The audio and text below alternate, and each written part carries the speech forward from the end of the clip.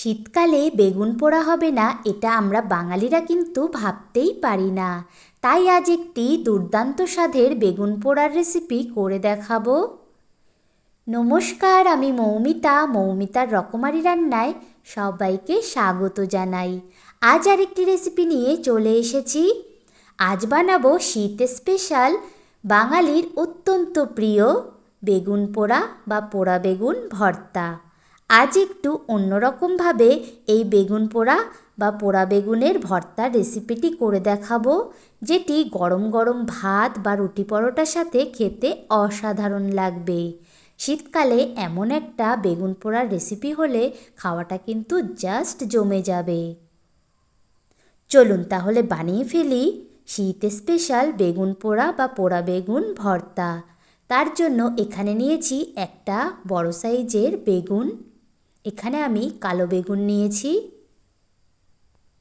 বেগুনটা আমি আগে থেকেই ভালো করে ধুয়ে তারপর জলটা ভালো করে মুছে নিয়েছি। এবারে বেগুনের গায়ে কিছুটা সর্ষের তেল মাখিয়ে নিচ্ছি। আর কালো বেগুন দিয়ে বেগুন পোড়াটা করলে বেগুন পোড়াটা খেতে বেশি টেস্টি লাগে।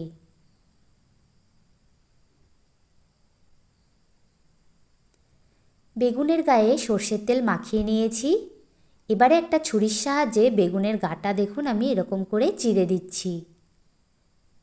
বেগুনের গাটা এরকম করে চিড়ে দিলে যখন বেগুনটা পোড়াবো তখন কিন্তু বেগুনটা ভিতর অবধি ভালোভাবে সেদ্ধ হয়ে যাবে। তাই আমি গাটা এরকম চিড়ে দিচ্ছি। বেগুনের গাটা আমি ভালো করে চিড়ে নিয়েছি। এবারে বেগুনটাকে পোড়াবো বলে গ্যাস অন করে একটা জালি বসিয়ে দিলাম। এবার এর উপর বেগুনটা দিয়ে ভালো করে পুড়িয়ে নেব। বেগুনটা আমি চারিদিক উল্টে পাল্টে দেখুন এরকম করে পুড়িয়ে নেব। বেগুনটা খুব ভালো করে পুড়িয়ে নিতে হবে যাতে বেগুনের ভিতর অবধি সেদ্ধ হয়ে যায়। দেখুন কালো হয়ে গেছে আর দেখুন কতটা সফট হয়েছে, তার মানে বুঝবেন যে ভিতর অবধি বেগুনটা খুব সুন্দরভাবে সেদ্ধ হয়ে গেছে। এবার আমি এটা উঠিয়ে নেব। একটা পাত্রে আমি পোড়া বেগুনটা উঠিয়ে নিয়েছি। এবারে বেগুনের গায়ে যে কালো খোসাটা রয়েছে সেটা আমি ভালো করে ছাড়িয়ে নেব। খুব সহজেই দেখুন খোসাগুলো উঠে আসছে, তাহলেই বুঝবেন যে বেগুনটা খুব ভালোভাবে পোড়ানো হয়েছে। বেগুনটা যদি খুব ভালোভাবে পোড়ানো না হতো তাহলে কিন্তু খোসাগুলো উঠতো না। আমি পুরো খোসাটা উঠিয়ে নিয়েছি, তারপর ভালো করে একটু ধুয়ে নিয়েছি। এবার একটু চেক করে নিলাম যে পোকা আছে কি না। বেগুনে কোনো পোকা নেই।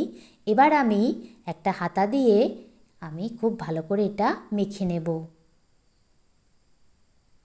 হাতা দিয়ে খুব ভালো করে বেগুনটা মেখে নিয়েছি। এবারে গ্যাসটা অন করে একটা কড়াই বসিয়ে দিয়ে দিচ্ছি সর্ষের তেল। তেলটা গরম হয়ে গেছে। এবার এর মধ্যে দিয়ে দেব 1 চামচ গোটা জিরে। ফোড়নটা দিয়ে খুব ভালো একটা ঘ্রাণ বা গন্ধ বের হয়েছে। এবার এর মধ্যে দিয়ে দিলাম পেঁয়াজ কুচি। এখানে একটা আমি বড় সাইজের পেঁয়াজ কুচি করে দিয়ে দিলাম। এবার দিয়ে দিচ্ছি কাঁচা লঙ্কা কুচি। এখানে 2টো কাঁচা লঙ্কা কুচি করে দিয়েছি। পেঁয়াজ কুচি আর কাঁচা লঙ্কা কুচিটা দিয়ে ভালো করে একটু ভেজে নেব। হালকা করে ভেজে নিয়েছি। এবার এর মধ্যে দিয়ে দিচ্ছি স্বাদ মতো নুন। এবার দিয়ে দিলাম হলুদ গুঁড়ো। এখানে আমি সামান্য পরিমাণে হলুদ গুঁড়ো দিলাম। নুন আর হলুদ গুঁড়োটা দিয়ে ভালো করে এটা মিশিয়ে নেব। নুন আর হলুদটা দিয়ে একটু মিশিয়ে নিলাম। এবারে এর মধ্যে দিয়ে দেব টমেটো কুচি। এখানে আমি একটা মিডিয়াম সাইজের টমেটো কুচি করে দিয়েছি। টমেটো কুচিটা দিয়ে একটু নেড়েচেড়ে নেব। টমেটো কুচিটা দিয়ে একটু নেড়েচেড়ে নিয়ে এবারের মধ্যে দিয়ে দিলাম 1 চামচ ধনে আর জিরে বাটা। এখানে আমি বাটা মশলা দিয়েছি, আপনারা এখানে গুঁড়ো মশলাও ব্যবহার করতে পারেন। মশলাটা দিয়ে ভালো করে একটু কষিয়ে নেব। মশলাটা দিয়ে ভালো করে কষিয়ে নিয়েছি। এবার এর মধ্যে দিয়ে দেব সেই পোড়া বেগুনটা।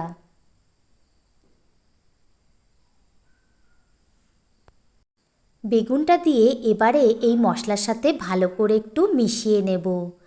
শীতকালে বেগুন পোড়া হবে না এটা আমরা বাঙালিরা কিন্তু ভাবতেই পারি না। বেগুন পোড়া তো অনেক রকমভাবেই আপনারা বানিয়ে খেয়ে থাকেন।